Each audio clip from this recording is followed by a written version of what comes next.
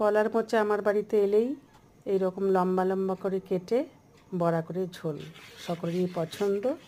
তার জন্য দেখো আমি গোবিন্দভোগ চাল বেটে নিয়েছি, তার মধ্যে নুন হলুদ দিয়ে খুব ভালো করে মেখে নিয়েছি এবং একটা একটা করে সমস্ত কলার মোচার বড়াগুলো বড়ার মতো করে ভেজে নেব।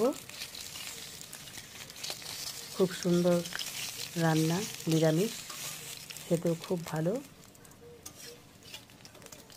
সবগুলো বড়া মোটামুটি আমার ভাজা হয়ে গেল। দেখো কি সুন্দর হয়েছে। এখন কড়াইতে শুকনো লঙ্কা, তেজপাতা, জিরা ফোড়ন দিয়ে দিতে হবে। তারপরে আদা, জিরা আর লঙ্কা একসঙ্গে বাটা দিয়ে দিলাম। স্বাদ মতো নুন দিয়ে দিলাম, হলুদ দিয়ে দিলাম।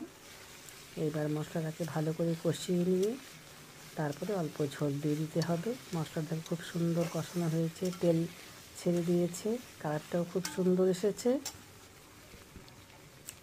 এখন ঝোল দিয়ে দিচ্ছি। এই রান্নাটা খুব টেস্টি হয়, খেতে ভীষণ ভালো লাগে। যেদিন করে নিরামিষ তোমরাও সবাই করে দেখো, খুবই ভালো লাগবে খেতে। মোটামুটি ঝোলটা ফুটে এসেছে, এখন বড়াগুলো একটা একটা করে দিয়ে দেবো সবগুলো।